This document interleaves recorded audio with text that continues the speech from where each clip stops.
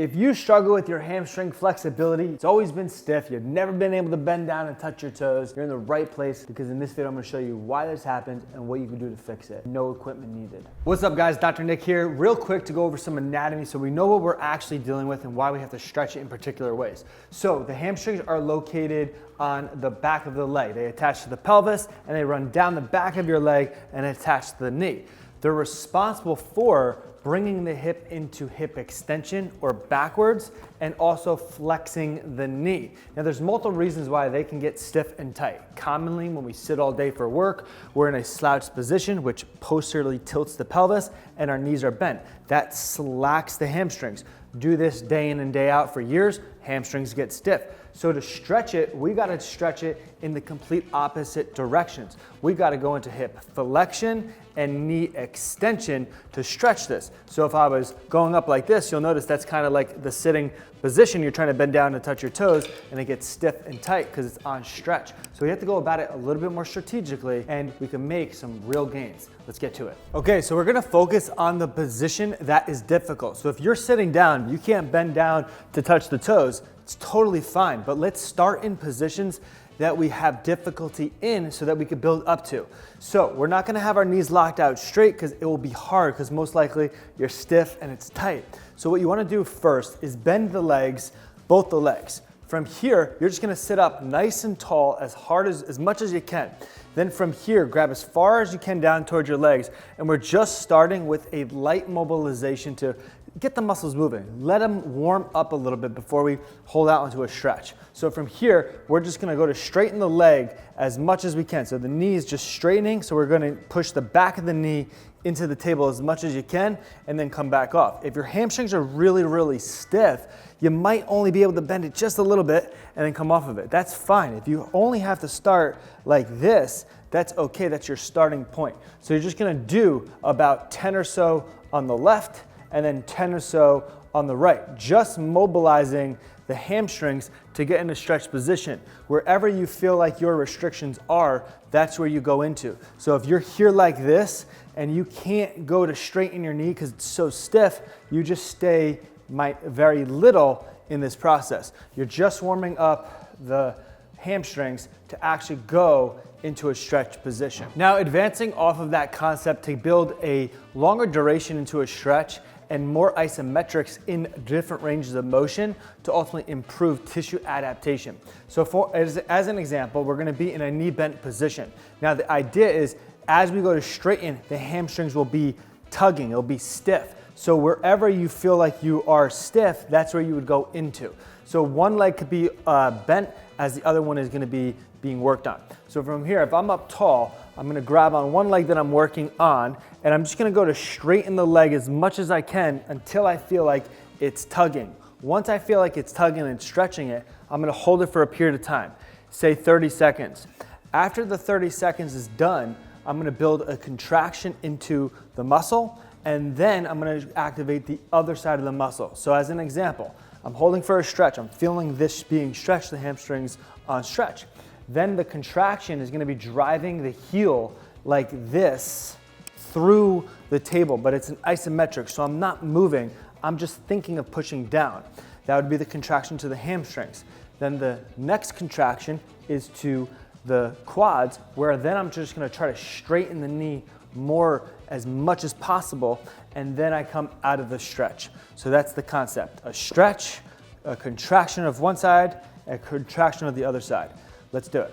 So from here, up nice and tall, I bend as far as I can, and the knee is staying slightly bent because it's gonna be stiff. So I hold this.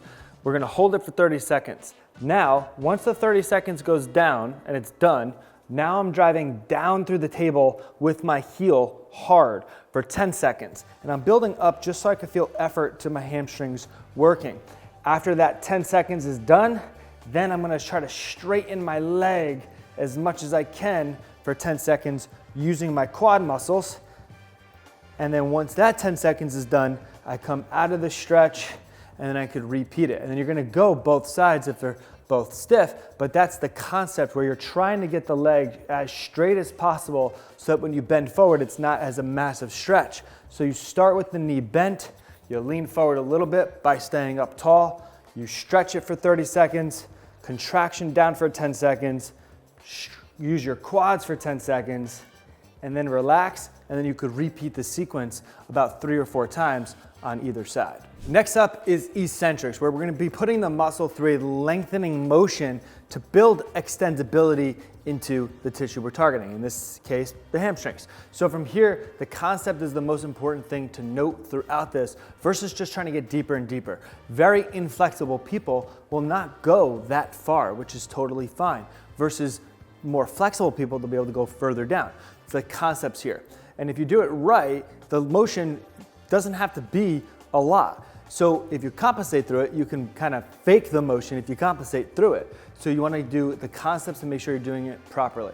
So from here, you're going to sit up nice and tall, and all you're going to think about is driving your belly button in a rainbow effect over your knees. So from here, I'm thinking of bringing my belly button over my knees like so and shooting my glutes back. When I do that, I immediately feel the hamstrings tugging as I go down. That's going to be putting it under some eccentric load. I'm thinking of also using my hip flexors to pull myself into this motion. Once I get to this motion, I'm going to use my hands, push myself back up to the start position, and then we're going to be repeating for about 15 reps. The idea is with eccentrics, we're putting the tissue under load, and we need more reps to actually build and adapt the tissue. Now, the concept of keeping the chest up as tall as possible when you're doing it is key throughout it versus just letting it completely round. Now, there will be some rounding during it if you lack some flexibility, but the concept of having that good mind-body connection throughout this is key throughout it. So you'll feel your hammies pulling throughout it. So you want to build up for those reps. Up nice and tall, pull yourself into that stretch, belly button over the knees, and then push yourself back up. You might have to just start in this range of motion, which is fine. If that's the case, you obviously don't need to push your hands back up, but you just go into it and then out of it. Into it and then out of it to ultimately adapt that tissue.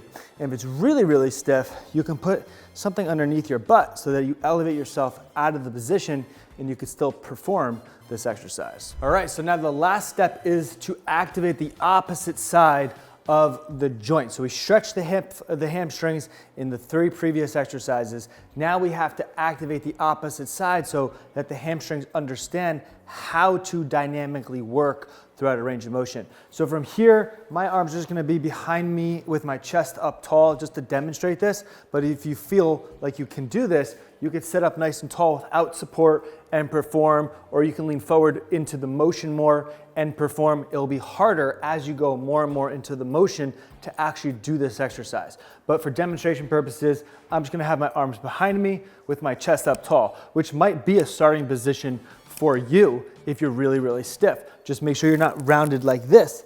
Get up tall. So from here, before I just raise up, I want to think about straightening the knee as much as I can. So I perform like a quad set. I squeeze my quad really, really tight. I maintain that tightness and I raise up and I hold.